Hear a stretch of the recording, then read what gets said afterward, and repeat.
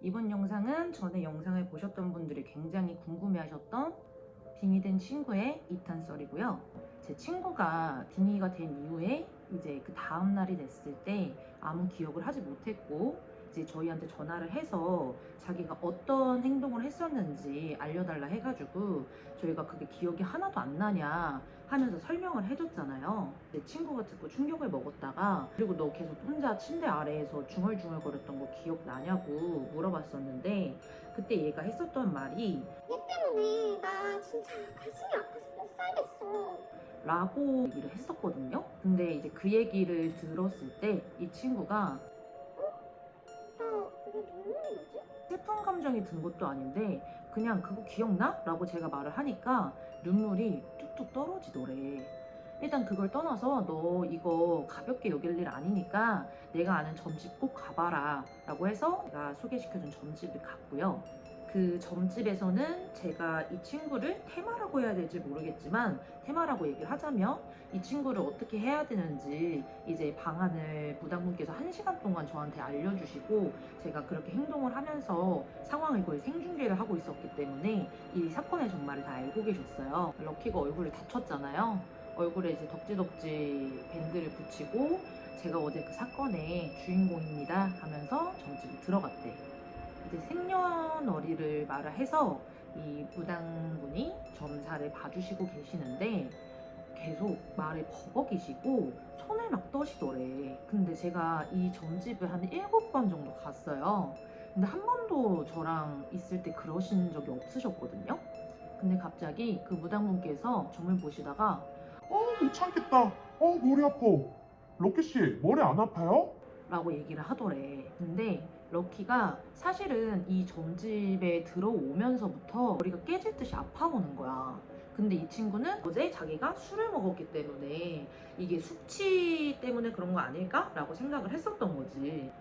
그래서 저도 머리가 아파요 라고 얘기를 하니까 무당분께서 지금 럭키 씨한테 귀신이 붙어 있는 건 아닌데 그 들어왔었다가 나가지 않았냐, 그래서 그 기운이 아직 몸에 남아 있어서 그런 거라고 얘기를 하시더라고. 일단 마저 점을 보는데 럭키가 알고 보니까 무당 사주라고 하시더라고요. 그래서 1년에 한 5번씩은 와가지고 빌어줘야 된다라고 얘기를 하시더래. 그리고 점을 보면서 왜 이렇게 럭키씨 보면 슬프지? 왜 이렇게 슬플까? 라고 얘기를 하셨대. 근데 럭키가 빙의 됐을 때 너 때문에 내가 가슴 아파서 못 살겠다고 막 그랬었잖아. 저희가 봤을 땐 한이 되게 많은 귀신이었었던 것 같아요. 이렇게 점사를 듣고 있는데 럭키가 앉은 자리가 에어컨이 직방으로 이렇게 바람이 나오는 자리에 앉아 있었는데 너무 덥더래. 너무 덥고 머리는 깨질 듯이 아파서 사실 점을 보는데 집중이 안 되더래. 이게 참을 수 없을 정도로 너무 더워지고 머리가 아파오니까 저 너무 더워서 못 참겠어요 라고 말을 하려는 찰나에 갑자기 무당분께서 못 참겠다. 머리 아파서 못 참겠네. 일단 이거 풀고 점 보자. 하시면서 오색천을 들고 오시더래. 그 오색천을 들고 럭키한테 가서 그 천을 찢으시더래. 천을 찢은 후에 향을 피워서 이 친구 주변으로 둘러주시더래. 근데 이렇게 둘러주고 계시는데 무당분께서 이제 계속 트름을 하시더래. 제가 무서운 걸 되게 좋아하잖아요. 그래서 약간 그런 방송에서 퇴마하거나 뭔가를 꺼낼 때 보면 대부분 뭐 토를 하시거나 속에 있는 거를 뱉으시더라고. 그래서 그분이 트름을 하시지 않았을까라고 난 생각을 하는데 럭키 같은 경우에는 오컬트, 공포 이런 거에 전혀 관심이 없는 친구야. 그래서 왜 이렇게 트름을 하시지? 라고 생각을 했었는데 이걸 다 하고 나서 내 친구도 갑자기 트름이 나오더래. 근데 그 이후부터 머리가 안 아팠대요. 너무 신기하지 않아요? 그리고 나서 이제 마저 점을 보는데 럭키 씨는 무당팔자이기 때문에 이런 걸 잘 탄다. 그래서 호텔 같은 데 많이 가지 말라고. 호텔에 귀신이 그렇게 많대요. 꼭 가야 될 일이 있으면 소금을 꼭 챙겨가서 방에 두두라고 얘기를 해주셨대. 그리고 한 번 이렇게 씌이면 나중엔 더 쉽게 씌일 수가 있다라는 거야. 그래서 조심하라고 여러 가지 비방이랑 조언을 듣고 나서 럭키가 우리한테 이제 전본 이야기를 해줬어. 근데 한 번도 그런 적이 없었다가 왜 갑자기 이런 일이 일어났는지 우린 너무 의문인 거야. 우리가 10년이 넘은 친구잖아. 근데 생각을 해보니까 럭키한테 최근에 이상한 일들이 있었다는 걸 우리가 알게 된 거야. 예를 들면 꿈을 계속 반복되는 꿈을 우리한테 꾼다고 얘기를 해준 적이 있었어.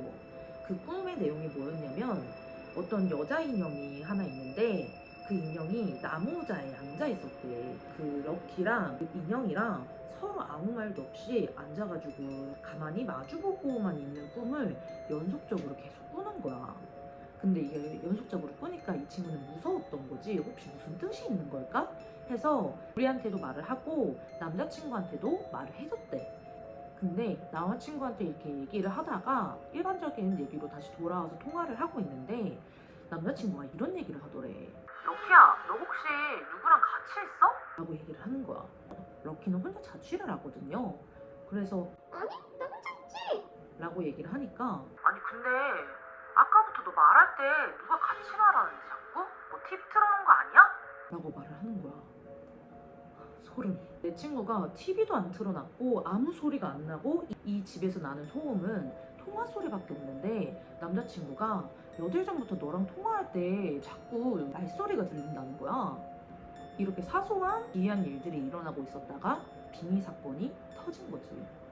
그래서 나랑 쿠키랑 럭키랑 셋이 3자 통화를 하면서 추측을 해봤는데 일단 그 호텔 귀신이 느낌이고 추측일 수도 있겠지만 화장실에서 돌아가셨지 않았을까 혹은 화장실에 있지 않았을까라는 생각을 한 이유가 잠겨져 있는 샤워기에서 물이 떨어져가지고 럭키가 들어가서 샤워기를 만졌잖아.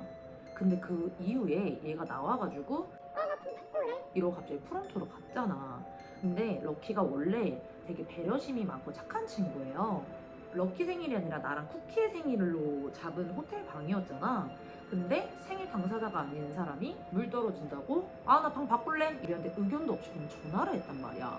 그때 내가 저 소리가 되게 싫었나 보다라고 말은 했지만 그래도 우리한테 한번 물어보고 해야 되는 거 아닌가? 라고 생각을 했어. 근데 그 얘기도 얘기를 하니까 얘가 맞다고 자기가 하는 행동이 절대 아닌데 자기가 그때 왜 그랬는지 자기도 이해가 안 간다는 거야. 아마 그때 본능적으로 럭키는 이 방에 있으면 안 될 것 같다라고 느껴서 방을 바꿔야겠다라는 생각에 바로 전화를 했었던 거 아닐까 그런 추측도 해봤고요. 나랑 쿠키가 장을 보고 럭키 혼자서 배달 음식을 받아서 방 안에서 상을 차리고 있었잖아. 저희가 장 보는 시간이 꽤 오래 걸렸어요. 그렇게 혼자 호텔에 오래 있었고 친구가 화장실도 되게 자주 갔었거든. 게다가 무당사주에 귀문까지 열리고 있었으니 이 귀신이 럭키의 몸에 들어가기 쉽지 않았을까라는 추측을 했어요. 이 빙의 사건은 어느 정도 해결이 됐고 앞으로는 이제 진짜 이런 일이 안 일어났으면 좋겠다는 바람인데 나랑 쿠키는 이 럭키가 빙의됐을 때 그 눈빛 다른 사람처럼 행동했던 걸 잊지를 못해. 진짜 너무 무서웠거든. 이게 영상으로는 제가 다 담을 수가 없어서 올리지 못했는데 제 몸에 크게 멍이 들 정도로 몸싸움도 되게 심하게 났었거든요. 전 귀신과 몸싸움을 했습니다. 럭키랑 싸운 거 아니에요. 그리고 이 친구가 이거 말고도 특이한 일들이 꽤나 많은데 이 친구가 요새 웹툰을 그리거든요. 저는 제가 3자로 봤을 때 일어난 일이지만 실제로 빙의가 됐었던 이 친구가 느꼈던 그 빙의된 하루는 어땠는지 웹툰으로 올린다고 해요. 기이한 일들도 만화로 올린다고 하니 공포썰도 한번 툰으로 즐겨보세요. 빙의된 친구 썰